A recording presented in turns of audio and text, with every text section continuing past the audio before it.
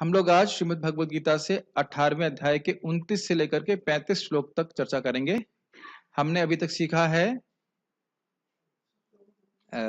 सतोगुण तमोगुण रजोगुण के अनुसार सतोगुण रजोगुण तमोगुण के अनुसार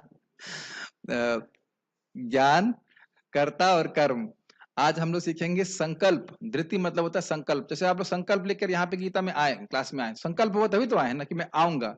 तो संकल्प और बुद्धि के बारे में हम चर्चा करेंगे। ठीक है, मेरे पीछे बोलिए। बुद्धिर्भेदम, थोड़ा सा माइक को दूर रखना, हल्का सा दूर, हल्का सा, बस ऐसा। बुद्धिर्भेदम धृतेश्चैव बुद्धिभेदं धृतिश्चैव गुणस्तस्त्रिविधं शृणु गुणत्रस्त्रविधिं शृणु प्रोच्यमानमशेषेण प्रोच्यमानशेषेण पृथक्त्वेन धनंजय। पृथक्त्वेन धनंजयः। बड़ा स्पष्ट है। बुद्धि और धृति के भेदों को गुणस्तस्त्रिविधम शृणु, जो तीन गुणों के अनुसार बुद्धि और धृति में भेद होते हैं, यानी तीन प्रकार की जो बुद्धियां होती हैं और तीन प्रकार की धृति अर्थात संकल्प होते हैं, उनके बारे में तुम मुझसे सुनो। कितना सुने? कह रहे हैं प्रोच्यमानम अशेषेणा। प्रोच्यमान मतलब मैं बोल रहा हूं, अशेषेणा पूरा विस्तार में बोल रहा हूं, कहीं इसमें कुछ बाकी नहीं रह जाएगा। पृथक्त्वेना धनंजय, इनको अलग अलग गिना करके बोल रहा हूं, यानी कि सत्वगुणी बुद्धि के बारे में बताऊंगा, रजोगुणी बुद्धि के बारे में बताऊंगा, तमोगुणी बुद्धि के बारे में बताऊंगा, अलग अलग बता रहे हैं। फिर उसके बाद सत्वगुणी धृति, धृति मतलब संकल्प मैं करूंगा निश्चय, सत्वगुणी निश्चय, तमोगुणी रजोगुणी निश्चय और तमोगुणी निश्चय के बारे में अलग अलग बताऊंगा। श्लोक समझ में आ रहा है? ठीक, देखिए ये समझना होगा कि हमने जो पहले सुने थे कर्म, कर्म का आधार क्या है? अगर मैं कोई संकल्प लूंगा तभी तो कर्म करूंगा ना। अगर मेरे पास बुद्धि होगी भाई ये करना है नहीं करना, उसके अनुसार ही तो करूंगा। तो आप देख सकते हैं कि भगवत गीता कितनी प्रैक्टिकल है। हर व्यक्ति बुद्धि का उपयोग कर रहा है, संकल्प का उपयोग कर रहा है, कर्म कर रहा है, करता है। वो कैसे कैसे गुणों से प्रभावित होता है व्यक्ति देख सकता है, और उस प्रकार से अपने जीवन को इंग्लिश में कहेंगे मोल्ड कर सकता है, ढाल सकता है कि कैसे वो सतगुण का अनुशीलन करके उच्चतर गति को प्राप्त करे। हे धनंजय, अब मैं प्रकृति के तीनों गुणों के अनुसार तुम्हें विभिन्न प्रकार की बुद्धि तथा धृति के विषय में विस्तार से बताऊंगा, तुम इसे सुनो। तात्पर्य, ज्ञान, ज्ञेय तथा ज्ञाता की व्याख्या प्रकृति के गुणों के अनुसार तीन तीन पृथक विभागों में करने के बाद अब भगवान कर्ता की बुद्धि तथा उसके संकल्प के विषय में उसी प्रकार से बता रहे हैं। ये पर इसमें कुछ भी समझाना नहीं है, समझ में आ गया ना? इसमें कुछ समझाना है? पिछले के श्लोकों में बता दिया ना, ज्ञान के बारे में, कर्ता के बारे में, कर्म के बारे में। अब बता रहे हैं बुद्धि और उसके बारे में। संकल्प, यहाँ धृति, संकल्प समझना से समझ में आएगा, धैर्य समझ में नहीं आता, संकल्प समझ में आता है। संकल्प समझ रहे हैं आप पीताम्बर प्रभु? जैसे हमारे से मैं किसी को बोलूं पार्थ आप फार्म में रहोगे? नहीं। परशुराम? नहीं। आप यहाँ रहोगे पीताम्बर? अरे बोल दो ना जो उत्तर है। नहीं। तो अब आप ये कह, सिंपल सी बात है, पीताम्बर प्रभु का संकल्प है कि मैं फार्म में सेवा करूं, देयर इज नथिंग रॉन्ग, वो दोनों सब वैष्णव भगवान की सेवा है। मैं खाली बोल रहा हूँ कि इन्होंने संकल्प लिया है कि मैं फार्म में मतलब सेवा करूंगा। पार्थ प्रभु ने कहा है, पार्थ प्रभु साउंड सिस्टम मैनेज करना चाहते हैं? नहीं करना चाहते हैं। तो पार्थ प्रभु गायों की सेवा करना चाहते हैं, ठीक है, मैं किसी की सेवा नहीं करना चाहता। मतलब ये भी मेरा कहने का मतलब हर व्यक्ति का एक संकल्प है। करणामृत प्रभु संकल्प लेते हैं कि भाई सुबह हम उठेंगे, माला जप करेंगे, तभी तो कर रहे हैं। यदि आप संकल्प ना लें तो क्या सुबह उठ सकते हैं आप? ये बहुत हमारी ये जो अभी आने वाला है ना टॉपिक बुद्धि और धृति का, ये हमारी भक्ति में बहुत महत्वपूर्ण है। आपने देखा कि पिछले श्लोक भी हमारी भक्ति के लिए महत्वपूर्ण थे कि नहीं, और ये श्लोक तो बहुत ही अधिक महत्वपूर्ण है हमारी साधना के लिए। जैसे अभी हमको इन्फॉर्मेशन मिली है खुफिया एजेंसी से कि रात में पिज्जा आ रहा है। अरे कितने खुश हो गए आप लोग। अब जो व्यक्ति संकल्प लिया है कि भक्ति ठीक करनी है, उसे पता है कि रात में अगर मैं पिज्जा खाऊंगा तो मेरा भजन पी जाएगा वो, है कि नहीं? लेकिन जिसने संकल्प नहीं लिया कि मुझे सुबह उठना है, भक्ति करनी है, तो वो पिज्जा को पीता रहेगा। मुझे कोई आपत्ति नहीं है, वो आप लोगों का संकल्प है, आपके अनुसार। समझ रहे ना मेरी बात? अगर संकल्प किया तो खा लेंगे, और संकल्प किया नहीं किया तो नहीं खाएंगे। तो इस संकल्प का आधार भी बुद्धि है, ये बात समझ में आती है। इसीलिए भगवान पहले बुद्धि का वर्णन करेंगे, फिर संकल्प का वर्णन करेंगे। जब बुद्धि के द्वारा निर्णय हो गया कि ये चीज करनी है, फिर उसके अनुसार व्यक्ति संकल्प करता है, हाँ भाई मैं ये करूंगा, नहीं तो मैं ये नहीं करूंगा।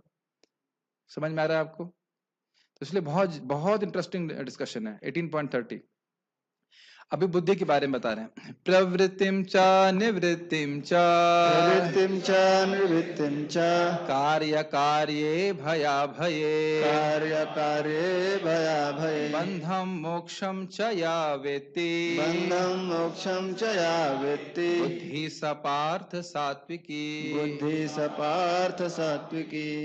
प्रवृत्तिम च निवृत्तिम च, किन चीजों में प्रवृत्त होना चाहिए, किन में निवृत्त होना। निवृत्त प्रवृत्त मतलब लगना चाहिए, निवृत्त मतलब नहीं करना चाहिए। कार्य अकार्य, कौन सी चीजें करने लायक हैं, कौन से कार्य करने चाहिए, कौन से कार्य नहीं करने चाहिए।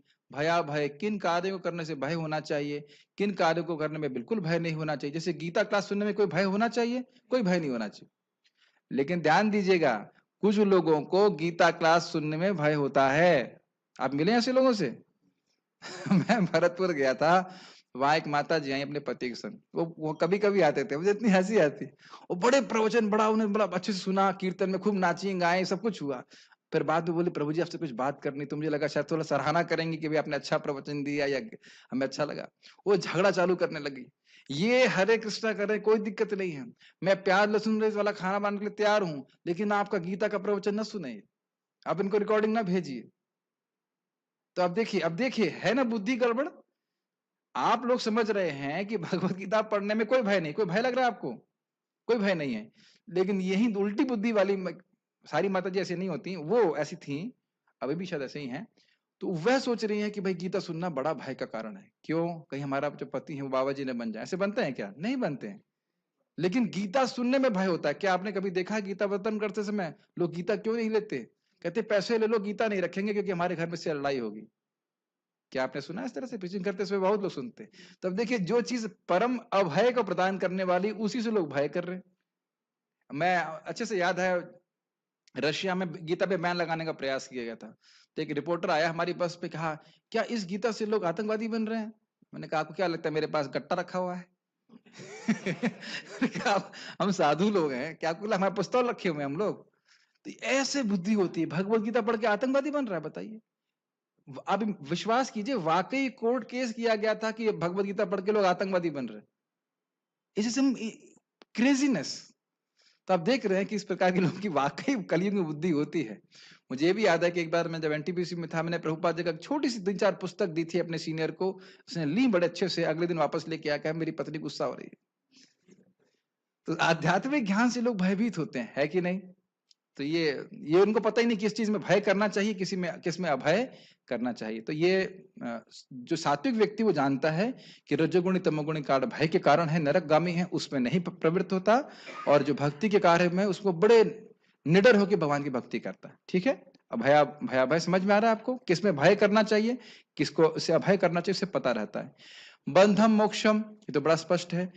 आप अगर दाल चावल खाएंगे तो बंधन लगेगा कि नहीं लगेगा? लगेगा। और अगर भगवान का प्रसाद ग्रहण करेंगे, बहुत सिंपल सी बात है। तो इसी प्रकार से व्यक्ति को पता है कि किन कर्मों को करने से बंधन लगता है, किन कर्मों को करने से बंधन नहीं लगता, वो मुक्ति के कारण बनते हैं। तो क्या क्या गुण देखे आपने? प्रवृत्तिम च निवृत्तिम एक सेट, कार्य कार्य दूसरा सेट, भया भय तीसरा सेट, और बंधम मोक्ष 4 सेट। और इस 4 सेटों में आप देख सकते हैं कि इस व्यक्ति को ज्ञान है शास्त्र के द्वारा। बार बार आप सुन रहे हो, सात्विक व्यक्ति शास्त्र को सुन करके, शास्त्र के द्वारा ज्ञान प्राप्त करके समझता है कि उसे क्या करना चाहिए, और इस कारण से उसको एकदम क्लियर है। इससे पहले कि हम आगे जाएं, ये समझिए कि हमें शास्त्र क्यों सुनना चाहिए। बहुत सुंदर बात एक भक्त ने बताई थी, और ये हमने अपने जीवन में साक्षात अनुभव किया। उन्होंने बताया कि आप मान लो दिल्ली से वृंदावन आ रहे हो, अपने स्कूटर पे आ रहे हो, और रास्ते में आपने देखा है माइलस्टोन होते हैं, माइलस्टोन, मील का पत्थर हिंदी में कहा जाता है, और वो बताता है वृंदावन इतना दूर है। या चलो वृंदावन पहले नहीं बोलेगा, पहले बोलेगा कि बल्लभगढ़ इतना दूर है, फिर बोलेगा पलवल इतना दूर है, फिर कहेगा होडल इतना दूर है। तो उसको देख देख करके आपकी गति बनी रहती है कि मैं सही रास्ते पे हूं, गलत बोल रहा हूं, समझ में आ रहा है? यस। कदाचित वहां से मील के पत्थर उखाड़ लिए जाएं और हम उस सही रास्ते पे भी हों, तो भी हमको डाउट होगा कि क्या मैं सही रास्ते पे हूं। ये बात आप समझ रहे हैं? और ये हमने अपने जीवन में अनुभव किया। हम लोग रतनगढ़ नाम के स्थान पे को जाने वाले थे बस पार्टी में, और वहां रोड बन रही थी और बिल्कुल सही रास्ते पे थे, लेकिन कदाच किसी कारण से मील के पत्थर वहां से उखाड़ दिए गए थे। तो अब हमारा जो ड्राइवर की स्पीड थी वो कम हो गई। क्या हम सही रास्ते पे हैं? और इसी कारण से लोग भक्ति छोड़ देते हैं। क्या मैं भगवान की प्राप्ति करूंगा? क्या इस सिंपल जो हरे कृष्ण मंत्र, इसी से भगवान के धाम चला जाऊंगा? यही बस, इतना ही। यही विश्वास न होने के कारण तो लोग भक्ति छोड़ देते हैं, है कि नहीं? तो क्योंकि बुद्धि जो है वह है, ये जो हम बात कर रहे हैं, बुद्धि शास्त्र के द्वारा सप्लीकेटेड, मतलब शक्ति प्रदत्त नहीं है। It is not empowered by the instruction of शास्त्र। तो फिर बुद्धि में संशय होने लगता है। बुद्धि का फंक्शन है संशय होने लगता है कि मैं सही कर रहा हूँ क्या? तो जो हरि नाम कर रहा है, साधना कर रहा है, उसमें भी उसका जो, क्या कहते हैं उसको, विश्वास है, वह कम होने लगता है। तो इसलिए हम नियमित रूप से सुनते हैं शास्त्र वचन, तो हमको उत्साह बढ़ जाता है। ऐसे भी मेरे संकीर्तन करने का उत्साह क्यों होता है? महाप्रभु की वाणी सुन के आया मैं चेतन भागवत से, कल सुबह शेयर करने वाले, powerful shlokas, powerful instruction by Mahaprabhu और हरि नाम। तो जब हम इस प्रकार सुनते हैं तो हमारा उत्साह बढ़ जाता है भक्ति करने का। तो इसलिए ऐसी बुद्धि, जो सात्विक बुद्धि है, वो कैसे प्राप्त होगी? हमको शास्त्र के वचनों को बार बार सुन के, स्पेशली भगवत गीता, श्रीमद् भागवत, बहुत इंपॉर्टेंट। हे प्रथापुत्र, वह बुद्धि, जैसे मैंने अभी कई बार एकादशी के बारे में बोला है, तो आज एक व्यक्ति पूछते हैं एकादशी कब की है प्रभु जी? कल की है कि परसों की है? सुने हैं जब कई बार एकादशी के बारे में, तो चिंता है कि इस बार एकादशी में हमारी नहीं होनी चाहिए, और नहीं सुनाएंगे तो कोई मतलब नहीं, खा पी करके निकाल रहे हैं। हे प्रथापुत्र, वह बुद्धि सत्वगुणी है जिसके द्वारा मनुष्य यह जानता है कि क्या करणीय है, मतलब करने योग्य है, और क्या नहीं है, किससे डरना चाहिए और किससे नहीं, क्या बांधने वाला है और क्या मुक्ति देने वाला। गीता भूषण टीका। इन 3 श्लोकों में भगवान 3 गुणों से प्रभावित 3 प्रकार की बुद्धि का वर्णन करेंगे। जिस बुद्धि के द्वारा व्यक्ति जानता है कि उसे क्या करना चाहिए, अर्थात प्रवृत्ति, और क्या नहीं करना है, अर्थात निवृत्ति। पहली बात समझ में आई आपको प्रवृत्ति की? सुबह कितने बजे उठना चाहिए? जब नींद खुले तब उठना चाहिए, है कि नहीं? ये तो है ना अमरनाथ। अगर मन नहीं करे तो सुबह थोड़ा ना 3:30 बजे उठना चाहिए। रामस्वरूप प्रभु कितने बजे उठना चाहिए सुबह? अरे कुछ उत्तर नहीं दे रहे आप। 3 बजे, 3:30 बजे या 4 बजे, लास्ट 4 बजे उठ ही जाना चाहिए। बहुत आलसी है तो मंदिर वालों के लिए नहीं, जो बाहर रह रहे, बहुत आलसी हो तो कम से कम 5 बजे जरूर उठ जाना चाहिए। तो ये प्रवृत्ति है। अब इसके थोड़े थोड़े कारण समझ लीजिए। जो व्यक्ति सुबह सूरज उगने से पहले उठ के स्नान वगैरह कर लेता है तो उसकी उम्र बढ़ जाती है। एक उम्र कम होने का कारण मैं पहले भी बता चुका हूं, वो ये है कि लोग सूर्य उदित होने के बाद उठते हैं, फिर स्नान करते हैं। वह खून से स्नान करने जैसा होता है वेद के अनुसार, खून से स्नान करने का। और जो सुबह स्नान करता है 4 बजे 5 बजे, वह सब अमृत स्नान के बराबर बोला जाता है। तो आप समझ लीजिए कि हम क्या करना चाहते हैं। आपको लगे नहीं प्रभु जी, मुझे तो लग रहा है कि मैं दोनों जगह पानी से स्नान कर रहा हूं। नहीं, वेद वैसा नहीं कहता। तो वेद वचन के अनुसार जो व्यक्ति सुबह ब्रह्म मुहूर्त में उठ रहा है, स्नान कर रहा है, वह व्यक्ति अमृत स्नान कर रहा है। समझ रहे हैं मेरी बात? सिंपल सी बात, प्रवृत्ति क्या करना चाहिए, ठीक है। निवृत्ति, निवृत्ति का मतलब क्या हुआ? जो नहीं करना चाहिए, फिल्में देखना, ये सब, न्यूज पढ़ना। प्रभु जी न्यूज पढ़ने में क्या दिक्कत है? अरे भाई, तुमको इसीलिए इंद्रियां दी हैं। मानव जीवन किस लिए दिया है, मानव किस इंद्रिया किस लिए दी है, व्यक्ति को समझना चाहिए। तो प्रवृत्ति और निवृत्ति का अर्थ समझ गए आप? किसमें प्रवृत्त होना, किसमें इंगेज होना है, निवृत्त मतलब किससे डिसएंगेज होना है। यह चीज व्यक्ति, सात्विक व्यक्ति को पता रहता है। 4 नियमों का पालन करना हो गया, ये निवृत्ति, इससे निवृत्त होना है। हम ये गंदे काम नहीं करेंगे। और हरि नाम जप करना है, तो ये प्रवृत्त होने वाले काम। भगवान का प्रसाद खाएंगे, भगवान का जप करेंगे, भगवान को प्रणाम करेंगे, ये प्रवृत्ति वाली बात है। इसमें प्रवृत्त होना है, और जो गलत काम है उससे निवृत्त होना है। ये बातें समझ में आ रहा होगा। जिससे व्यक्ति जानता है कि निष्काम कर्म करना चाहिए और सकाम कर्म नहीं करना चाहिए, अर्थात कार्य अकार्य। निष्काम कर्म का मतलब हुआ, हमारे कंटेक्स्ट में सिंपल निष्काम कर्म का मतलब है कृष्ण की भक्ति करना चाहिए, और सकाम कर्म मतलब भोग वाले कार्य नहीं करने चाहिए। हम सब भक्ति पर अर्थ ही देंगे, बाकी हम निष्काम कर्म योग करने में ज्यादा इंटरेस्टेड नहीं है। जो भय करता है उन शास्त्रों को करने से, सॉरी, जो भय करता है उन कार्यों को करने से जिनका प्रतिबंध शास्त्र करता है, और भय नहीं करता है उन कार्यों को करने से जिसको शास्त्र अनुमोदित करता है, अर्थात भयाभय। इसका अर्थ क्या हुआ? भगवान के लिए, भगवान के बारे में सॉरी क्या वो श्लोक बोलते हैं, श्रोतव्य कीर्तितव्यश्च ध्येय पूजश्च नित्यदा। भगवान के बारे में बोलना चाहिए, भगवान के बारे में सुनना चाहिए, भगवान का स्मरण करना चाहिए। तो इसमें कोई भय है? इसमें लगातार वो अनवरत आप लगे रह सकते हो, उसमें कोई भय की बात नहीं है। और दुनिया की बातें नहीं बोलनी चाहिए। जैसे बोलते हैं कि जो व्यक्ति भगवान के बारे में नहीं सुन रहा है उसके कान सर्प के कान जैसे हैं। बिले बिले उरुक्रमाने ऐसे करके श्लोक आ रहा है, बिले बता। हाँ, जो उसके कान है वो सर्प के बिल के समान है। तो एक भक्त आकर पूछे मुझसे कि प्रभु जी ऐसा क्यों कह रहे हैं। फिर हम लोग कमेंट्री देखने लगे, तो उस कमेंट्री में बड़ा रोचक उसका वर्णन है। कहते हैं जैसे किसी गृहस्थ के घर में अगर कोई सर्प आ जाए और सर्प बैठा हुआ है वो, तो वह सर्प उसको न सिर्फ खतरा तो है ही, उसको मार भी देगा, जहर से मौका मिलने पे मार देगा। ऐसे ही भगवान की कथा से अतिरिक्त कोई बात सुन रहा है तो वो जीव को मारने वाली हो जाती है। कैसे मारने वाली हो जाती है? उसका स्वरूप को ढकने वाली हो जाती है, उसकी विद्या को बढ़ाने वाली हो जाती है। इतना खतरनाक है ये। शिला गिरधर क्या नाम उनका, बाल प्रोधनी कौन लिखे हैं, भूल गया नाम गिरधर लाल जी लिखे, हाँ गिरधर लाल जी उसको लिखते हैं, इस प्रकार से समझाते हैं, बहुत सुंदर टीका लिखे। समझ रहे ना मेरी बात? तो भय होगा उन वस्तुओं का, या वैष्णव की निंदा, एग्जाम्पल दे रहा हूं मैं, इससे भय करे रहना, इससे बहुत भयभीत हो रहा है। जैसे महाप्रभु कहे कि एक बार भी कृष्ण का नाम ले रहा है, निंदा नहीं कर रहा है, उसका उद्धार मैं स्वयं करूंगा, तो फिर वह खुल करके निंदा करता है। ये सुनने के बाद यही कहेंगे ना, यही तो इंस्ट्रक्शन है।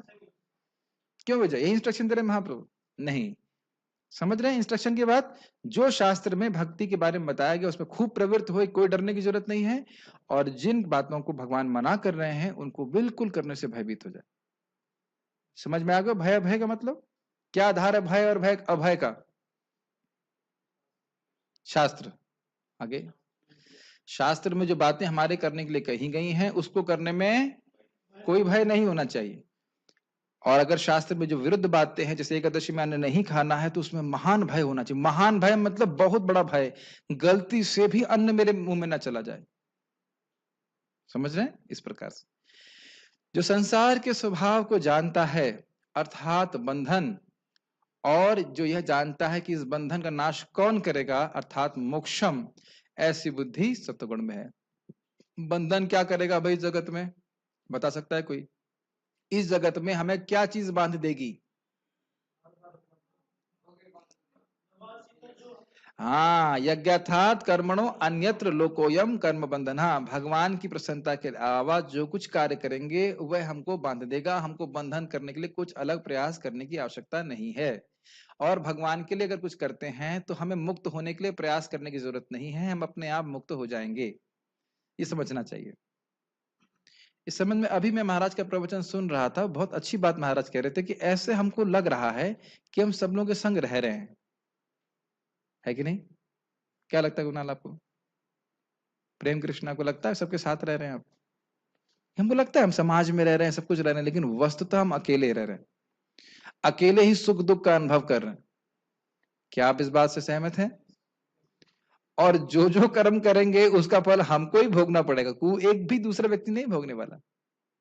मानते हैं इस बात को? इसलिए व्यक्ति को सतर्क रहना चाहिए कि हाँ, समाज के संतुष्ट करने के चक्कर में मैं कोई ऐसा गर्हित कर्म ना कर दूं जिसका फल मुझको भोगना पड़े। Does it make sense to you? ये बात है।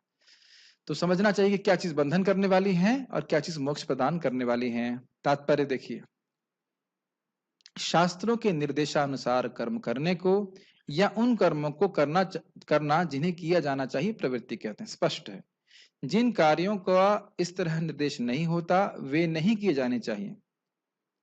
जो व्यक्ति शास्त्रों के निर्देशों को नहीं जानता वे कर्मों तथा उनकी प्रतिक्रिया से बन जाता है। एक छोटा सा एग्जाम्पल, अभी बोलते हुए मुझे डर लग रहा है कि भगवान मेरी परीक्षा न ले लें, लेकिन युधिष्ठिर महाराज एक प्रश्न करते हैं भीष्म देव से कि मान लीजिए कोई मूर्ख व्यक्ति किसी बुद्धिमान व्यक्ति का पब्लिक में अपमान करता है, तो उसे क्या करना चाहिए? एक छोटा सा एग्जाम्पल ले रहा हूं, खाली एग्जाम्पल। तो भीष्म देव ने कहा कि अगर वह बुद्धिमान व्यक्ति चुप रह गया तो अपने सारे पाप उसके ऊपर ऑफलोड कर देगा। मेरी बात समझ रहे हैं? अगर जिसकी अपमान हुआ है अगर वो सहन कर गया, वह चुप रह गया, तो अपने सारे पाप उसके ऊपर, उसके सारे, उसे कुछ करने की जरूरत नहीं है, उसके सारे पाप अपने आप चले जाएंगे उसके ऊपर, जिसने उसके अपमान किया या उसकी निंदा करी है। कल एक भक्त बोल रहे थे कि एक दूसरे भक्त को, प्रभु जी आपकी वो निंदा कर रहे थे ये, तो महाराज जी बड़ा अच्छा बोलते हैं परम पूज्य गौर के महाराज बता रहे थे, कह रहे थे देखो, थोड़ी बात अजीब सी बोल रहे हैं लेकिन एग्जाम्पल बड़ा अच्छा है। जब मतलब हमारी निंदा तो होगी, आपकी निंदा होगी ही, लेकिन वो आपका मदद कर रहा है। कैसे कर रहा है जरा देखिए।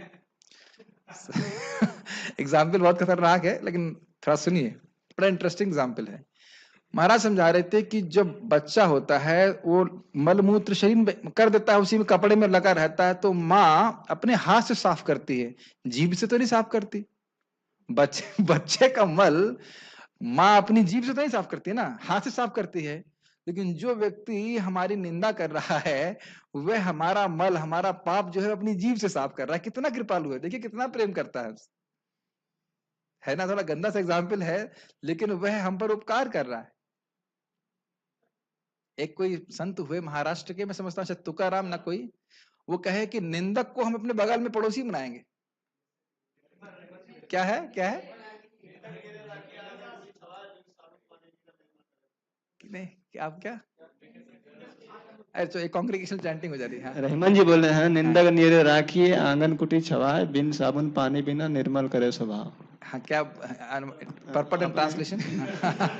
निंदक को अपने घर के पास रखना चाहिए, वो उसके आंगन और कुटी मतलब बना कर उसको रखना चाहिए। वो हाँ, हमारे जो अंदर का माल होता है बिना साबुन और तेल हाँ, के। और यही चीज महाप्रभु ने सिखाई जगाई मदाई को।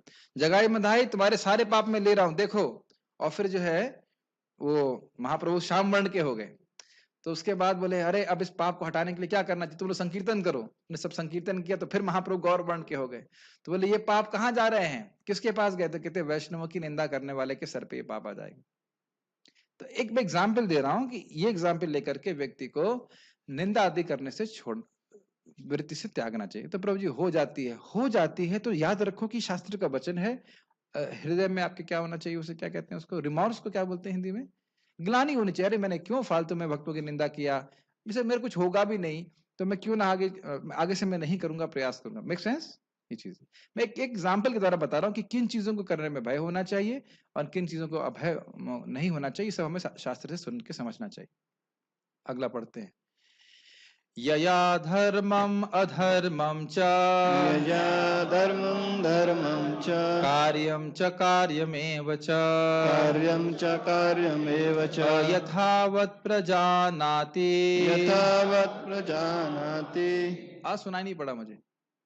अयथावत् प्रजानाति, अयथावत् प्रजानाति। बुद्धि स पार्थ राजसी। बुद्धि स पार्थ राजसी। गायब कर देंगे तो सब गड़बड़ हो जाएगा। ठीक है। यया धर्मम अधर्मम च, कार्यम च कार्यमेव च, अयथावत् प्रजानाति। धर्म क्या है, अधर्म क्या है, कार्य क्या है, अकार्य क्या है, इसको अयथावत प्रजानाति, उसको जो ठीक ठीक नहीं जान पाती है वैसी बुद्धि राजसिक होती है। समझ में आया आपको पहला श्लोक? ये दूसरा श्लोक समझ में आ रहा है? उनको क्लियर समझ नहीं आ रहा है कि भक्ति करने से क्या फायदा होगा। वो कहेंगे सारे भक्ति के पथ सब तो पथ एक ही जैसे हैं, क्या अंतर है तुम लोगों में, किसी की भी पूजा करो, ऐसे बोलते ना, कहीं भी पहुंच जाओगे। उन्हें पता ही नहीं धर्म क्या है। इतने अंधकार में लोग रहते हैं, उनको पता ही नहीं ईश्वर निराकार कैसे होता है। ईश्वर का मतलब ही एक व्यक्ति है, ईश्वर का मतलब ही कंट्रोलर, ईश्वर मतलब व्यक्ति, तो आप उसको कैसे निराकार कह सकते हो? तो लोग कंफ्यूज रहते हैं, क्लियर नहीं रहता। ठीक है। हे प्रथापुत्र, जो बुद्धि धर्म तथा अधर्म, करणीय तथा अकरणीय कर्म में भेद नहीं कर पाती वह राजसी है। एक प्रश्न आ सकता है कि अगर मेरे पास ऐसी बुद्धि नहीं है तो मैं क्या करूं? जैसे यहाँ पे हमारे मंदिर में कई बार लोगों को कुछ काम होता तो कहते हैं प्रभु जी एडवांस मिलेगा क्या? तुम्हारे पास धन नहीं है तो एडवांस ले लेते हैं। तो अगर हमारे पास बुद्धि नहीं है तो कम से कम इतना तो स्वीकार करना चाहिए कि मेरे पास बुद्धि नहीं है, और पूछ लेना चाहिए कि क्या करना चाहिए। मेरी बात समझ में नहीं आई? If I don't have intelligence, I should have that much of intelligence that I don't have intelligence, and I ask those who have intelligence. मेरे पास बुद्धि अगर नहीं है तो कम से कम इतना समझना चाहिए कि मेरे पास बुद्धि नहीं है और मैं उन लोगों से पूछूं जिनके पास बुद्धि है शास्त्र के अनुसार। लेकिन दिक्कत यह है कि यह भी इतनी बुद्धि भी नहीं होती है, उनको ये पता नहीं चल, उनको लग रहा है कि ये सही है और इसके और खतरनाक होगा तमोगुण। यहां तो कंफ्यूजन है कि धर्म क्या है और धर्म क्या है, और तमोगुण में जो अधर्म है उसको ही धर्म माना जा रहा है, बिल्कुल उल्टा। तो बचना चाहिए इससे। इसमें कुछ कहां चला गया मैं, इसे परपट नहीं है। मैंने गीता भूषण इसमें डाला नहीं क्या, ठीक है चलिए अगला देखते हैं। अधर्मम, I am surprised how it is not come, miss हो गया लगता है। अधर्मम धर्ममिति या अधर्मं धर्ममिति या मन्यते तमसावृता मन्यते तमसावृता सर्वार्थान् विपरीतांश्च सर्वार्थान् विपरीताश्च बुद्धि स पार्थ तामसी। बुद्धि स पार्थ तामसी। जो अधर्म को ही धर्म मानता है, मन्यते तमसावृता, ऐसा क्यों मानता है? क्योंकि वह तमोगुण से आवृत रहता है। सर्वार्थान विपरीतांश, उसकी बुद्धि हमेशा उल्टी चलती है, जहां धर्म होगा वहां नहीं मानेगा, बिल्कुल उल्टा चलेगा, तो बुद्धि सा पार्थ तामसी, ऐसी बुद्धि तामसिक होती है। ठीक है, जैसे लोगों को यहाँ बात हो रही है मां हिंसा सर्वभूतानि, किसी जीव पे हिंसा मत करो, और क्या सोच रहे हैं लोग, नहीं उसको रेत रेत के मारो। रेत रेत समझते हैं, आधा काट दो, तड़फड़ाए, सब खून खून निकल जाए तो वह भी पवित्र हो जाएगा, आप खाएंगे तो भी पवित्र हो जाएगा। ये कौन सा धर्म है बताइए? पहले भी हम चर्चा कर चुके हैं कि नहीं, दया की बात हो रही है और यहाँ बिल्कुल उल्टा चल रहा है। और ऐसा केवल किसी विशेष धर्म में नहीं है, हिंदू में भी हम देखते हैं इस प्रकार के करते ही काम। जैसे आपने सुना था ना मृगारी के बारे में, आधा काट देगा उसको, गर्दन काट देगा, उसके बाद तड़फड़ा रहा तो कहता है बड़ा अच्छा लग रहा है, बड़ा अच्छा लग रहा है। तो इसलिए यही चीज हमारे लिए करणीय कार्य है। जो बुद्धि मोह तथा अंधकार के वशीभूत होकर अधर्म को धर्म तथा धर्म को अधर्म मानती है और सदैव विपरीत दिशा में प्रयत्न करती है, वह तामसी है। ये बुद्धि, इस प्रकार की बुद्धि आप प्रत्यक्ष रूप से काफी बार इस जगत में देखते हैं, है कि नहीं? और कोई उदाहरण याद आ रहे हैं आपको उसके, जहां लोग अधर्म को ही धर्म मानते हैं?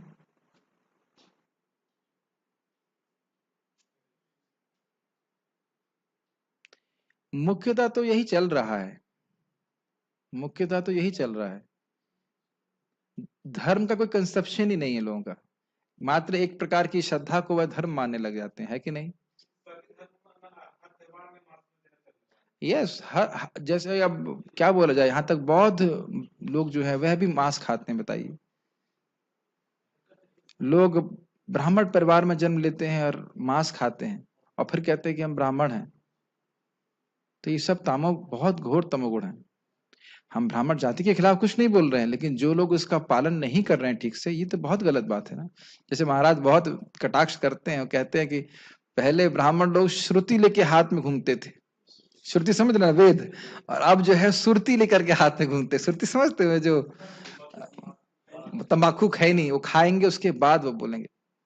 मुझे याद है हमारे यहाँ एक टीचर आते थे मैथमेटिक्स पढ़ाने के लिए, तो पहले थोड़ा सा खैनी खाएंगे, आपको याद है? मैथमेटिक्स के टीचर था एक पंडित जी आते थे, पहले खैनी ऐसे करे खाएंगे, उसके बाद मैथमेटिक्स पढ़ाएंगे। ये तो बड़ी अजीब सी बात है। और अद्भुत बात यह कि लोग इस प्रकार के व्यक्तियों से यज्ञ कराने में विश्वास भी रखते हैं। ये भी तमोगुण है कि ऐसा व्यक्ति है, सुरती खा रहा है या पान खा रहा है, और सोचते हैं इससे हम यज्ञ करा करके हमें यज्ञ की सफलता प्राप्त हो जाएगी। कितना अमेजिंग है नितिन। एनीवेज, गीता भूषण टीका। यह श्लोक तमोगुणी बुद्धि को वर्णन करता है। जो बुद्धि सब कुछ विपरीत तरीके से लेती है, जिसके द्वारा सही को गलत और गलत को सही माना जाए, परम सत्य को परम सत्य ना माना जाए, और जो परम सत्य नहीं है उसे परम सत्य माना जाए, ऐसी बुद्धि तमोगुण में है। ये तो बड़ा स्पष्ट है। मैं एक बार प्रवचन कर रहा था अनपरा, मेरे मामा जी के यहाँ पे घर पे हम लोग हाउस प्रोग्राम करने गए थे बस पार्टी में। तो प्रवचन हो रहा था तो कोई व्यक्ति बोलता है, तथाकथित वो पंडित जी थे, और बोले नहीं नहीं गीता से भी परे कुछ है। हमने कहा भगवान बोल रहे हैं यहाँ पे कि मैं तुमको जो ज्ञान दे रहा हूं उसके बाद कुछ नहीं है, और आप बोल रहे हो कि गीता से परे कुछ है। एक व्यक्ति बोला हम कृष्ण को भगवान मानते हैं, लेकिन उनसे भी परे कुछ है। अब ये घोर तमोगुण है कि नहीं? उनको बोलो कौन से शास्त्र में लिखा है कि कृष्ण के परे कुछ है? किसी शास्त्र में वर्णन नहीं है सर। लेकिन ये अमेजिंग तमोगुण है, अमेजिंग तमोगुण है कि कृष्ण को भगवान ना मान करके जो बिल्कुल भगवान नहीं उसको मानते हैं भगवान।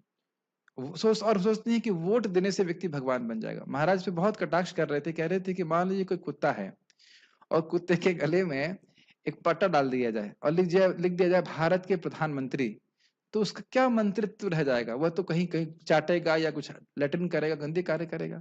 कहाँ प्रधानमंत्री और कहाँ पे एक कुत्ता? तो इसी प्रकार से इस जगत में यहाँ पे किसी सामान्य व्यक्ति को भगवान बना देते हैं। ये समझते ही नहीं कि भगवान का अर्थ क्या है। ये सब किसकी वजह से है? तमोगुण से। हम इनको भगवान मानते हैं। क्यों मानते हो? इनकी फोटो से भभूत निकलती है।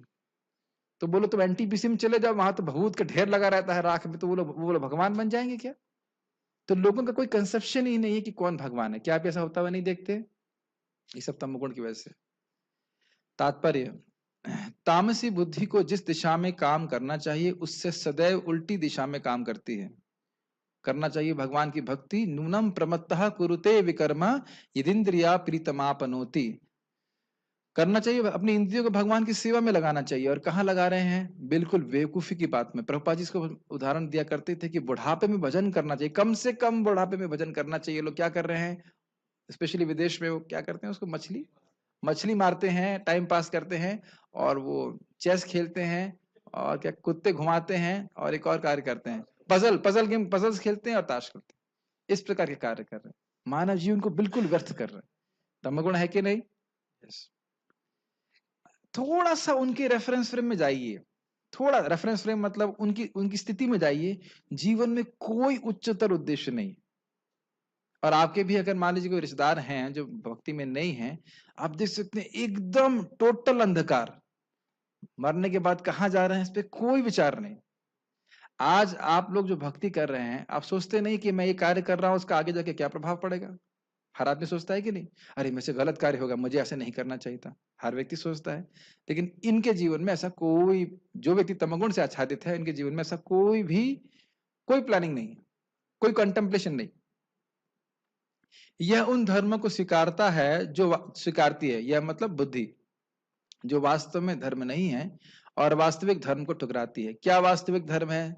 वो परधर्म जिससे भगवान में प्रीति हो जाए, अहेतु की प्रीति हो जाए, वह परधर्म। उसको समझते नहीं है, बस यही समझते हैं, इंग्लिश में कहते हैं उसको प्रॉस्पेरिटी थियोलॉजी। मैं इस तथाकथित भगवान की पूजा करूंगा जिससे मेरे को भोग प्राप्त हो जाए, मैं इसी जगत में थोड़ा सा एडजस्ट करके रह जाऊं, ये इसी को धर्म मानते हैं, है कि नहीं? अज्ञानी मनुष्य महात्मा को समान व्यक्ति मानते हैं और समान व्यक्ति को महात्मा स्वीकार करते हैं। कौन है महात्मा भगवद गीता के अनुसार? किसी को श्लोक याद है? महात्मानस्तु माम पार्थ दैवीं प्रकृतिम आश्रितः भजन्ते अनन्य मनसो ज्ञात्वा भूतादिम अव्ययम्। कौन महात्मा है? जो अनन्य भाव से कृष्ण की भक्ति कर रहा है, उनकी दैवी प्रकृति का आश्रय ले रहा है। तो किसी को महात्मा कहने से पहले व्यक्ति समझे कि क्या वो वाकई कृष्ण का अनन्य भक्त है। क्या ये बातें लोगों को पता है? जनरली क्या सोचते हैं, कोई लाल कपड़ा लिया है, कोई दाढ़ी बनाया, बस वही व्यक्ति महात्मा है, और कुछ नहीं जानते। और अब उनसे कोई शिक्षा स्वीकार करना, वो कृष्ण के बारे में कुछ बताएं, कुछ भी पता नहीं रहता, है कि नहीं? इसीलिए भक्तों को प्रचार करने की बहुत आवश्यकता है विभिन्न भाषाओं में, ताकि लोग समझ सके कि महात्मा का स्टैंडर्ड क्या है।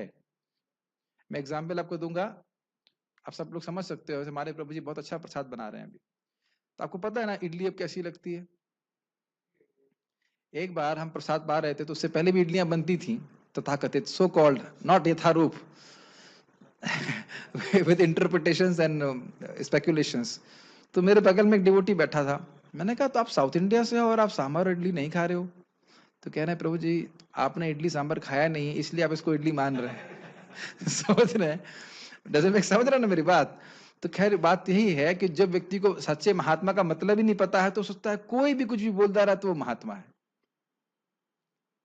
आप जब थोड़ा प्रीचिंग करेंगे तो देखेंगे लोग क्या क्या गार्बेज, मैं यूज करूं गार्बेज, समझते हैं गार्बेज, कूड़ा करकट अपनी बुद्धि में भर लिए हैं, एकदम कूड़ा करकट। क्या क्या कंसेप्शंस है उनके भगवान के बारे में और उसके बारे में। तो इसलिए भगवद गीता सुनना बहुत अच्छी चीज है। वे सत्य को असत्य तथा असत्य को सत्य मानते हैं, वे सारे कामों में कुपथ ग्रहण करते हैं, अतएव उनकी बुद्धि तामसिक होती है। कुपथ होते हैं मतलब, जैसे मेरे एक रिश्तेदार हैं, जीवन भर मुर्गा चबाए, शराब पिए। अब मैं बोला अरे अब तो भजन कर लो, अरे हमारे सारे पाप कट गए। हमने कहा कब काटे आपने? कब काट दिया आपने? नहीं कट गए पाप, तो कट गए, अब तो हम तो कोई तो पाप नहीं कर रहे। हमने कहा वाह धन्य है भैया आप। जीवन भर मुर्गा खाया, शराब पिया, अब बोला जा रहा है कि भगवान का भजन करो, तो कहता है हमें भजन करने की क्या जरूरत, हमारे तो पाप तो कट गए। अब जो स्थिति होगी कि क्या बोला जाएगा, ये स्थिति रहती है। ठीक है, क्या आप लोग धृति के बारे में सुनना चाहेंगे? नहीं सुनना चाहेंगे तो भी मैं सुना रहा हूं। आगे पढ़ते हैं। धृति के बारे में, बुद्धि के बारे में समझ में आ गया आप लोगों को? आगे अब अगर बुद्धि ऐसी है जो अधर्म को ही धर्म मान रही है, तो फिर उसी के अनुसार हमारा संकल्प भी बनेंगे। बुद्धि से निश्चय कर लिया कि ये चीज सही है, अब मैं करूंगा उसको, है कि नहीं? तो करूंगा वाली जो बात है कि मैं इस कार्य को करूंगा, इसे कहते हैं धृति, इसे कहते हैं संकल्प। क्या आपको मेरी बात समझ में आ रही? Determination, I will do this, ये किसे कहते हैं? धृति। तो उसको देखते हैं। धृतया यया धारयते धृत्यायया धारयते मनः प्राणेन्द्रिय क्रियाः मनः प्राणेन्द्रिय क्रिया योगेनाव्यभिचारिण्या योगेन विचारण्या धृतिः स पार्थ सात्विकी। धृति सपार्थ सात्विकी। धृतया यया धार्यते, जिस धृति के द्वारा, जिस संकल्प के द्वारा धार्यते, धारण किया जाता है मन प्राण इंद्रिय और क्रियाओं को। इस धारण करने का अर्थ है कि अपने संकल्प से मैं मन को यहां लगाऊंगा, मैं इंद्रियों को यहां लगाऊंगा, प्राण के द्वारा जो क्रियाएं होती उनको मैं यहां लगाऊंगा। इतनी बात समझ में आ रही है?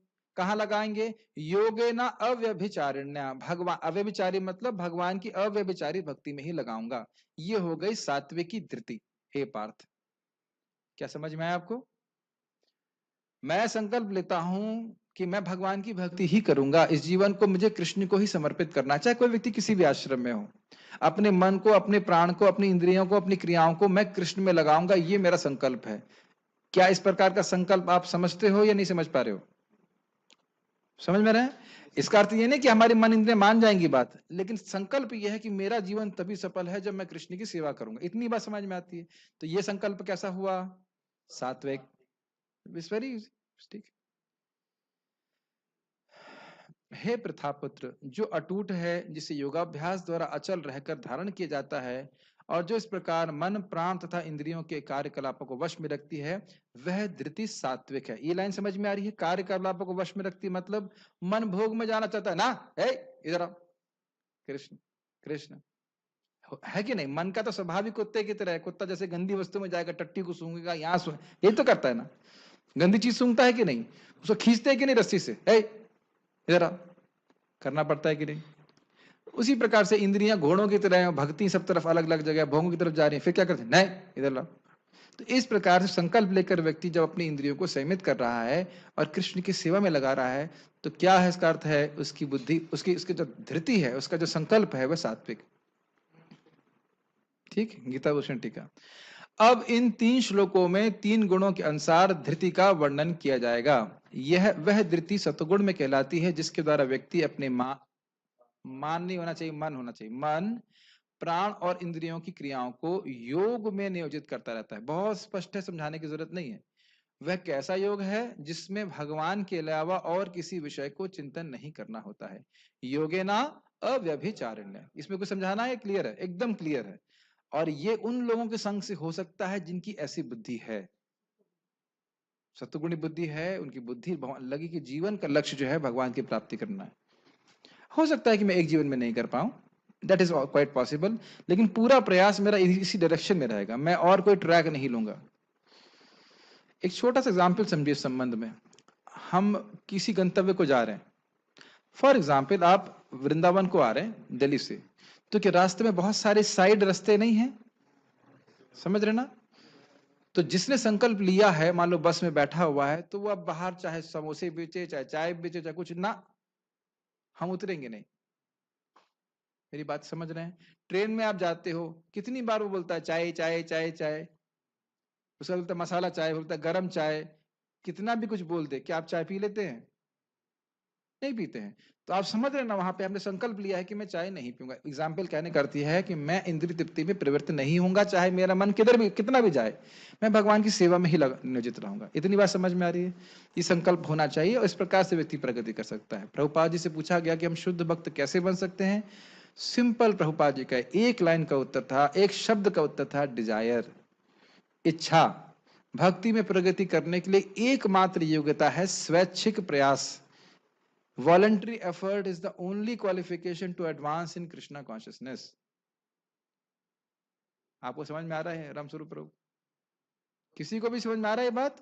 कैसे शुद्ध भक्त बन सकते हो? आपकी इच्छा होनी चाहिए कि मुझे भक्ति करनी है, नाम जप करना है, जो भी भक्ति के अंगों का अनुशीलन करना है, ताकि मैं शुद्ध भक्त बन जाऊं। ये मेरे जीवन की सफलता है। और दुनिया में कोई ताकत नहीं जो आपको रोक दे, केवल हम ही अपने आप को रोक रहे हैं और कोई नहीं रोक रहा। क्यों अमरनाथ प्रभु कोई रोक रहा है आपको 16 माला करने से? कोई दिक्कत आ रही है? जगत में कोई नहीं रोक सकता, अहेतु की अप्रतिहता।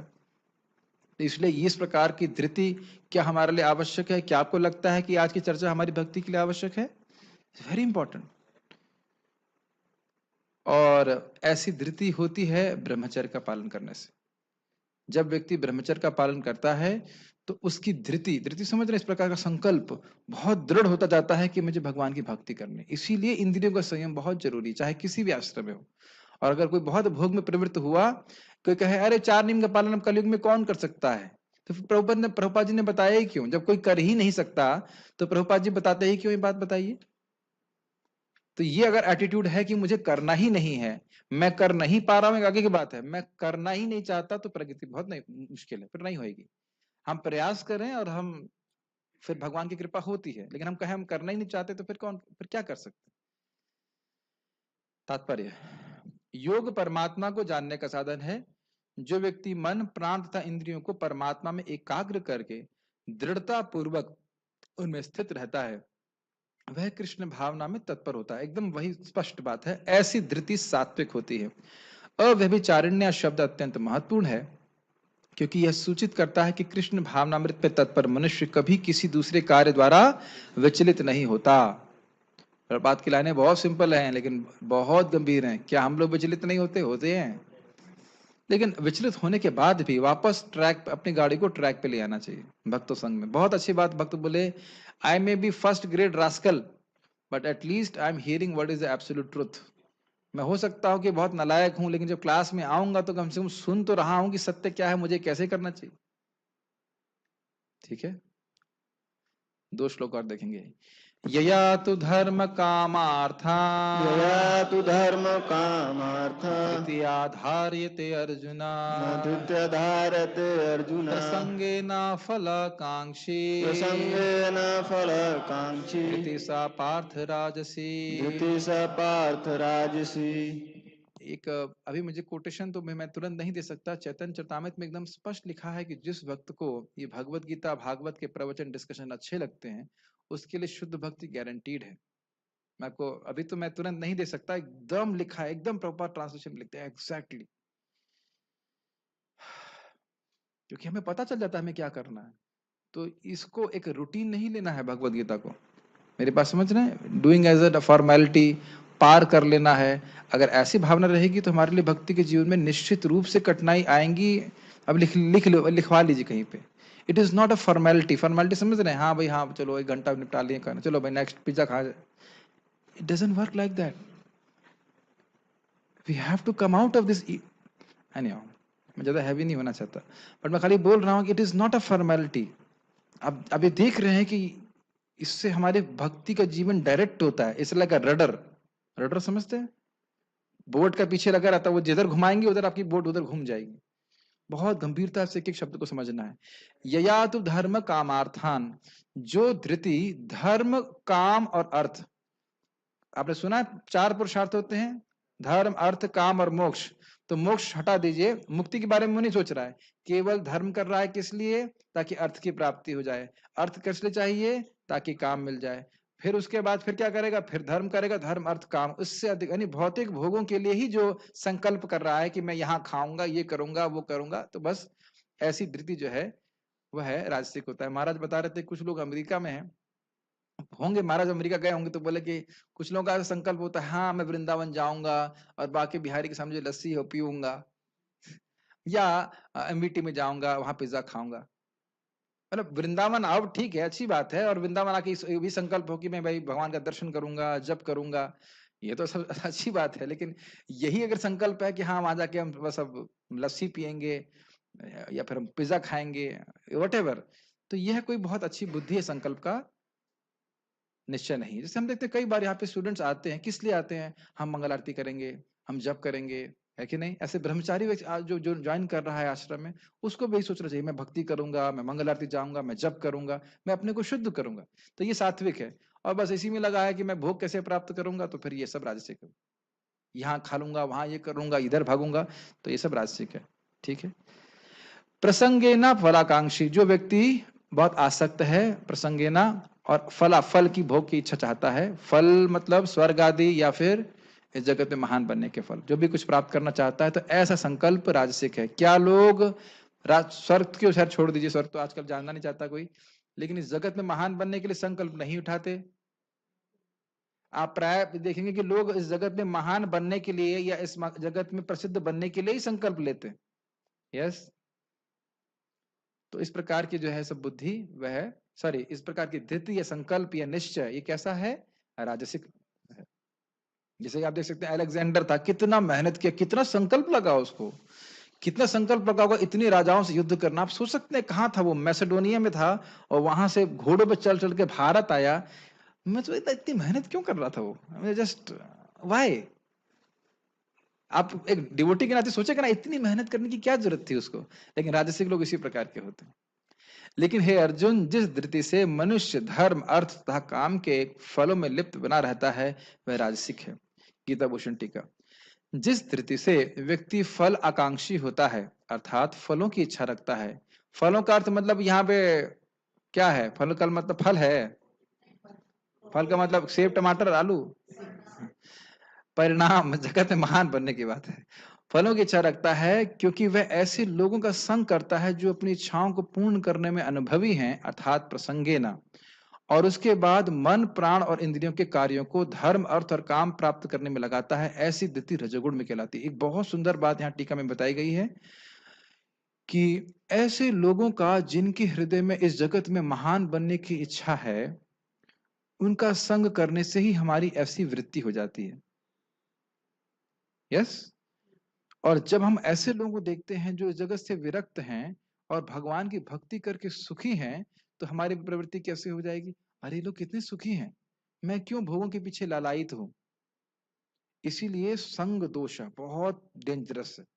ऐसे लोग संग करेंगे जो इस जगत में भोगों में को बहुत अच्छा मानते हैं, तो हमारी भी प्रवृत्ति वैसी ही हो जाएगी। Be very careful.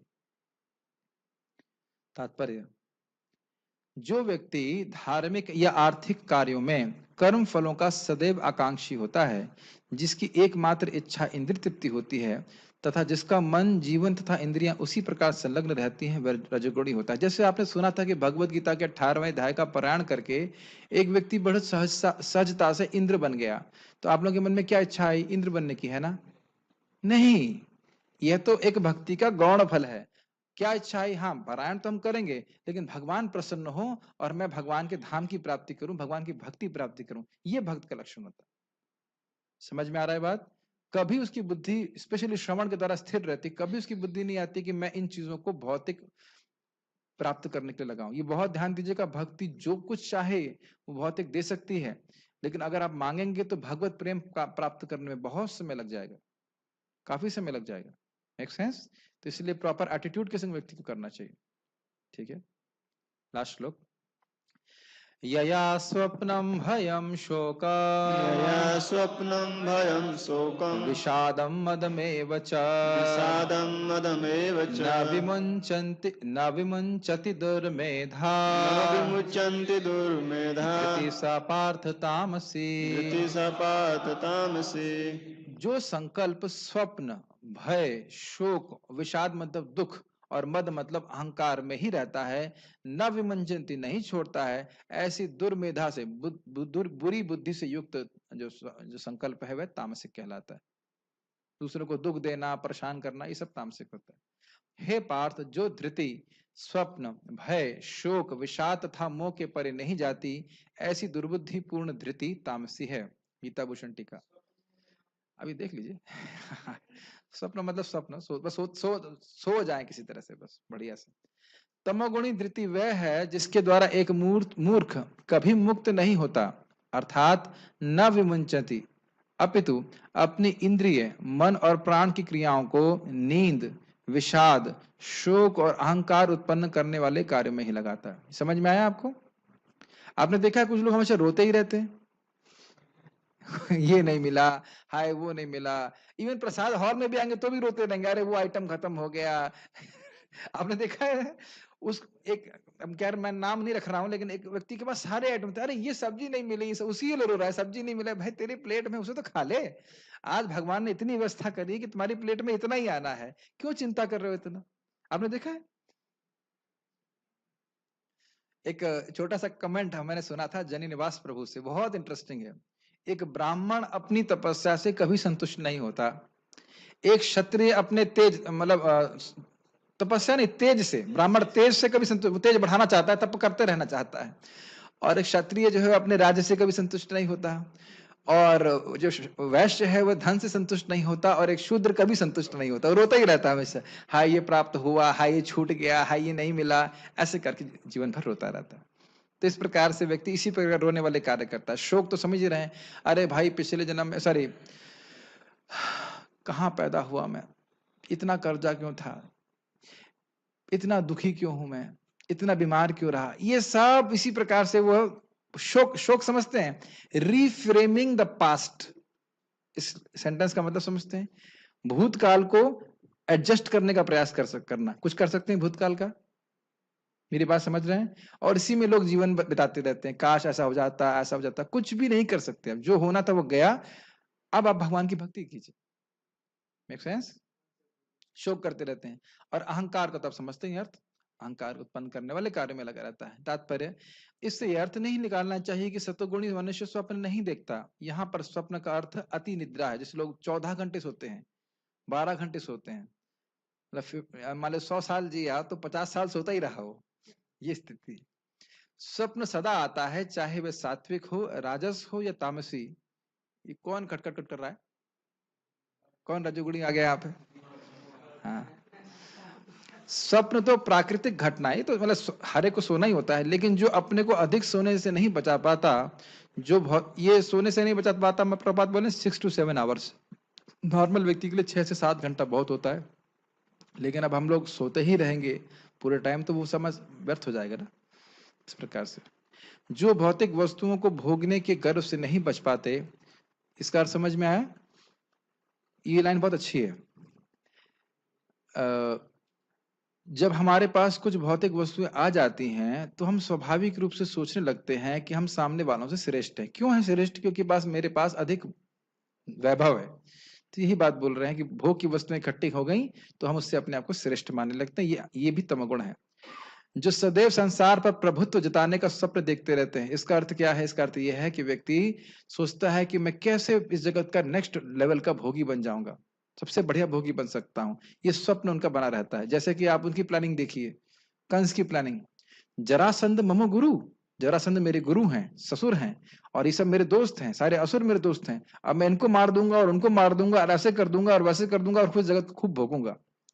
अखरूर जी कह रहे हैं आप इतना मनोरथ कर रहे हैं, लेकिन जरूरी नहीं कि आपका मनोरथ पूरा हो जाए। इस प्रकार से वो बोलते हैं। तो इस प्रकार के मनोरथ लोगों के होते हैं, और ये तमोगुण है। और जिनके प्राण, मन तथा इंद्रियां इस प्रकार लिप्त रहते हैं, वे तामसी धृति वाले कहे जाते हैं। ध्यान देना होगा कि जब संकल्प ये उठ गया कि मुझे जगत को भोगना है, तो मन, प्राण और इंद्रियां ये सब इधर ही जाएंगे। एक बहुत अच्छी बात मेरे रिश्तेदार ने बोली कि मैं आज समझ पा रहा हूं कि आप मुझे क्या देना चाहते थे। बोले मैं अब 8 माला जप करूंगा, और मैं अपनी मूर्तावश समझ नहीं पा रहा था कि आप मुझे कितनी सुखमय जीवन के बारे में बता रहे थे। वो ऐसे ना करंट लगता था, बोलता हरि नाम करो, नहीं नहीं करेंगे, हरे कृष्ण मंत्र नहीं करेंगे, नहीं करेंगे, नहीं करेंगे, ऐसे कर। तो इस प्रकार से व्यक्ति समझ नहीं पाता। कोई प्रश्न है किसी भक्त का? Zoom is there any questions?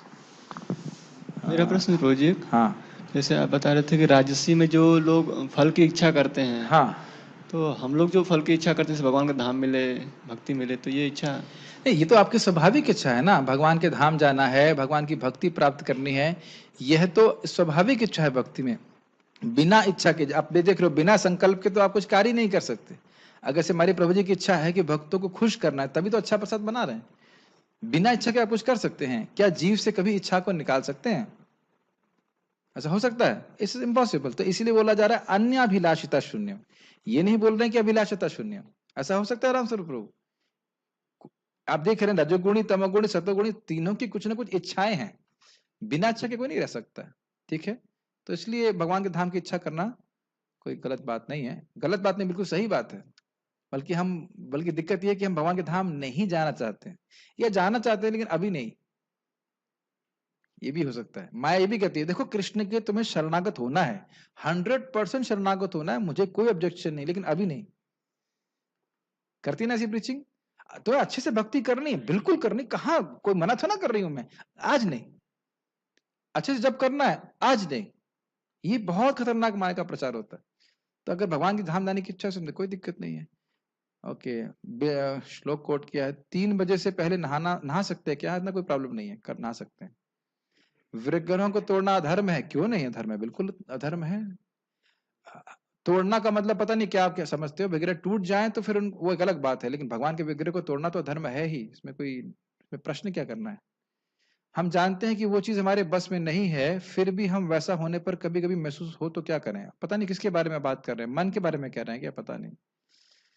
हम किसी के साथ टाइम स्पेंड करते हैं तो उससे अटैच ना हो, ये कैसे पॉसिबल है? ये बहुत अच्छा प्रश्न है। देखिए, उसके संग आप किस प्रकार से टाइम स्पेंड कर रहे हैं? क्या आप अपने हृदय को उससे जोड़ रहे हैं? अपनी गुह्यम आख्याति प्रचिति हो रही है, वो हो रहा है, तब तो निश्चित रूप से आसक्ति हो जाएगी। आप ऐसा कह ही नहीं सकते कि आसक्ति ना हो। हृदय की बात अगर आप बोल रहे हैं, उसके हृदय की बात सुन रहे हैं, तो प्रेम होगा ही, ये प्रीति का लक्षण है। लेकिन एक फॉर्मल अगर व्यक्ति आप देख रहे हैं कि व्यक्ति भक्त है, फालतू बात कर रहा है, तो उसे केवल काम भर की बात करनी चाहिए बस। तब हम संग से रहित रहते हैं। इसलिए ये बहुत इंपॉर्टेंट है, सभी भक्तों को समझना चाहिए।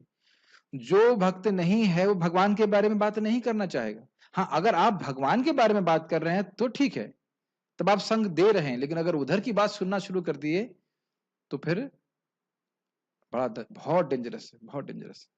मैं आपको अपना अनुभव बता रहा हूं। मुझे एक भक्त ही इस प्रकार से बोल रहे थे, देखो हमारा जूनियर जो है वो ऑक्सफोर्ड चला गया। एक क्षण के लिए मेरे धन से मेरे मन में आया कि मैं यहाँ पे क्या कर रहा हूँ। एक क्षण के लिए मेरे मन में भी आया, अरे आईआईटी करके वो ऑक्सफोर्ड चल रहा गया।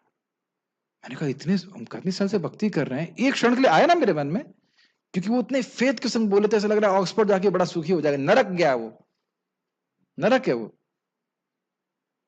जबकि मैं आईआईटी में जाके देख चुका हूं कि बिल्कुल नरक है, एक डिवोटी के लिए बिल्कुल नरक है। बेवकूफी की चीजें पढ़नी होती, कहां मती लगा रहे हैं उसमें। एकदम स्पष्ट बात है, स्वीकार करें या ना करें, एकदम नारकीय चीज लगता है। क्या पढ़ रहे हैं, ऐसा कोई फायदा नहीं है कि नहीं? तो खैर फिर मैं अपने मन को तुरंत स्थिर कर लिया। भगवान के मन का हम जहां हैं वृंदावन धाम में हैं, तो इसलिए बहुत खतरनाक है।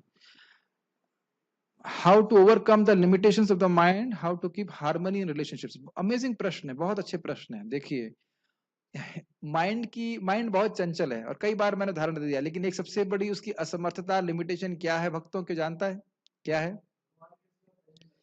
एक बहुत अच्छी बात परशुराम प्रभु ने बोली है कि मन इस मामले में बड़ा सहायक है कि कहीं लगा लो लगेगा नहीं, वो लगेगा केवल भगवान में ही, क्योंकि भगवान से सुख मिलता है। एक बहुत अच्छी बात उन्होंने बोली। दूसरा क्या है? मन वहीं जा सकता है जहां पे इंद्रियां पहले गई हूं। तो अगर हम अपनी इंद्रियों को संयमित कर लेंगे तो फिर धीरे धीरे कर, और तुम उसमें इंद्रियों के द्वारा इनपुट मिल रहा है, संस्कार मिल रहा है, तो फिर आपका मन वहीं जाएगा। जब आप बार बार गीता भागवत सुनेंगे, आप जब करेंगे तो याद आएगा, हाँ ये मैंने प्रवचन में सुना था, ये हमने बात सुनी थी। कैसा नहीं होता है? लेकिन बार बार बार सुनेंगे तो आपको उत्साह बनेगा। आप कुकिंग करते हो, क्या स्मरण नहीं आता? अरे वैष्णवों को खिलाऊंगा तो उनको कृष्ण को हनी खिलाने जैसा होता है। कौन बोल सकता है कि स्मरण नहीं होगा? मुझे तो बड़ा आश्चर्य है कि कहते कि स्मरण नहीं होगा। श्रवण कीर्तन कर रहे हैं और स्मरण नहीं हो, असंभव है। होगा ही, शुरुआत में नहीं लगता है, लेकिन जब करते रहेंगे करते रहेंगे करते रहेंगे तो वही बातें दिन भर घूमती रहती, दिन भर घूमती रहती। ठीक है। दूसरा क्या है, बहुत सुंदर उनका प्रश्न है कि संबंधों में हार्मनी कैसे हो। ये तो बहुत ही सुंदर प्रश्न है, सबको सुनना चाहिए। हम सभी को सेवक की भावना रखनी चाहिए कि मैं सामने वाले का सेवक हूं, शोषण करने वाला नहीं हूं। ये मेरे प्लीज विश्वास को समझिए, बहुत अमेजिंग बात है। अपनी बुद्धि के द्वारा निर्णय करें कि जिस किसी व्यक्ति से भी मेरा संबंध है, चाहे वो ब्रह्मचारी आश्रम में हो, चाहे पति पत्नी का संबंध हो, उनका उपभोग करने वाला मैं नहीं हूं। क्या ये बात समझ में आती है? मैं सेवक हूं, कैसे मैं उनकी मदद कर सकूं कि वह कृष्ण का स्मरण कर सके। स्मरता स्मारयन्तश्च मितघौघ नाशम। भगवान कृष्ण स्वयं कहते हैं, भक्त लोग साथ में आते हैं और एक दूसरे को भगवान का स्मरण कराते हैं। ये नहीं कि भक्त लोग इकट्ठे हुए, अरे उसका सुना, उसका पतन कैसे हुआ, अरे पता उसका प्रॉब्लम क्या हुआ है, क्या लफड़ा चल रहा है उसका। ये सब बातें करने के लिए वैष्णव संघ बिल्कुल नहीं है, एकदम नहीं है। प्रभु जी आपको पता है, जब कोई ऐसे बोले ना, प्रभु जी do you know what happened, तो उनको बोला I don't want to know also. ये व्यक्ति निश्चित रूप से प्रजल्प करने वाला है। जितने उत्साह से बोल रहे हैं ना, प्रभु जी को पता है मंदिर में क्या हो रहा है, बस समझ जाइए कि वो व्यक्ति प्रजल्प करने वाला है। तो कहा हम जानते नहीं, हम सुनना भी नहीं चाहते। वो बोले, महाराज जी बोले, क्या मुझे ये सुनना जरूरी है? जब उससे यह प्रश्न करे गए तो कहेगा नहीं, आपको सुनना तो जरूरी नहीं है, तो शायद वो आपको बात नहीं बोलेगा। बहुत डेंजरस है ये बहुत खतरनाक है। आपने कहा कि गोलोक धाम और वैकुंठ में फैमिली होती हैं, इसका मतलब है कि वहां पे लोगों की शादी भी होती है। अच्छा चलो भाई, आगे प्रश्न है कि क्या वहां पे बच्चे पैदा होते हैं? क्या श्रीमद् भागवत में और वेद में से बताया गया है? स्वाभाविक सी बात है, प्रमाण आपको हमने बृहत भागवतम से दिया था। गोप कुमार जब भगवान के धाम पहुंचे तो क्या उनका वो पैदा हुए वहां पे? वहां पैदा होने का कोई प्रश्न नहीं।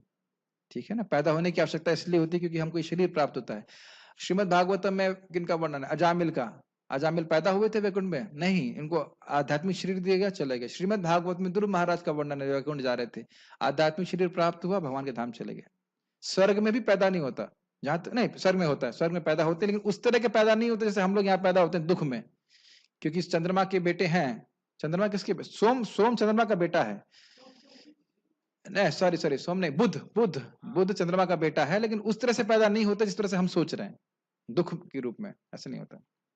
ब्रह्मा जी ने भी तो उत्पन्न कर दिया मन से। ठीक है, तो क्या करना है आपको? दिक्कत क्या है? फैमिली, फैमिली तो होती ही है। जब वह गोप कुमार पहुंचते हैं गोलोक में तो क्या कहते हैं?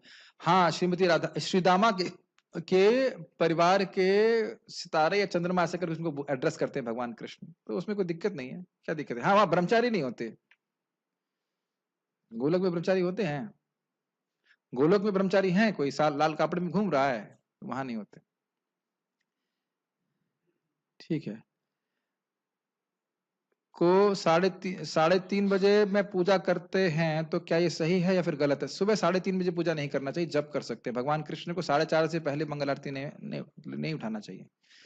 प्रभा जी के वक्तव्य संबंध में पहले इंद्रिक, पता नहीं क्या बोलना चाहते हैं। और कोई प्रश्न है यूट्यूब के ऊपर? मैं पूछ रहा हूँ। अच्छा, तो एक कोई व्यक्ति कह रहे हैं कि उनका अनजाने में ब्रह्मचर्य खंडित हो गया तो क्या करना चाहिए? जो इसका अनजाने में ब्रह्मचर्य खंडित हो गया उसको भीष्म पितामह ने बोला है महाभारत में, उस सुबह उठे, स्नान करे, गायत्री करे। गायत्री नहीं कर रहा तो हरे कृष्णा करो, एक ही बात। अब कई बार प्रश्न आ चुका है तो मैं इसको उत्तर दे दे रहा हूँ। यस। किसी आदमी ने आत्महत्या कर ली, उसने कुछ हरे कृष्ण किया था, उसकी गति अरे क्या पिछली होगी? बार ही पूछ चुके हैं, वही लग रहा है दोबारा पूछ चुके हैं। अरे भाई क्या कर सकते हैं, अब जो जो पाप पुण्य किया उसका वो बैलेंस करेगा। ये कोई तरीका है क्या? अच्छा, हरे कृष्णा करने के बाद मरने से मुक्ति हो जाती है, हरे कृष्णा और गली मार लो, ये कोई तरीका है? ये भगवान इस तरह से बोल रहे हैं क्या? एकदम स्पष्ट रूप से सनातन गोस्वामी को बोलते हैं कि अगर शरीर छोड़ने से कृष्ण मिलते तो मैं एक क्षण में 100 शरीर छोड़ देता, लेकिन शरीर छोड़ने से कृष्ण नहीं मिलते हैं, भगवान का श्रवण कीर्तन करने से कृष्ण मिलते हैं। तो ये कोई तरीका था ना? ठीक है, कुछ मिलेगा उसको फायदा, लेकिन अब क्या मिलेगा भगवान जाने। क्यों आत्महत्या किया उसने हरे कृष्ण के बाद? क्या दिक्कत है? बेवकूफ कहीं का। और प्रभु जी, डिवोटी लोग भक्ति करते हैं, स्टिल वो कोरोना या फिर दूसरे कष्टों से क्यों भोग? कहीं शास्त्र में लिखा है कि हरे कृष्णा करेंगे तो बुखार नहीं होगा? लिखा है शास्त्र में? फिर नेक्स्ट।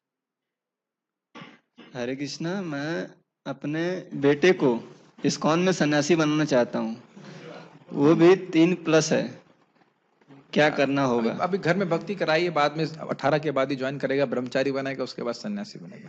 पता नहीं, आप सोच रहे सन्यासी, हो सकता है वो 2 शादी करना चाहता हूँ, क्या बोलेंगे, आपकी जो भी इच्छा है। और कुछ? ठीक है, तो यहाँ पे हम गीता क्लास हिंदी को रोकते हैं। we'll have our English discussion. Those who want to continue, they can continue.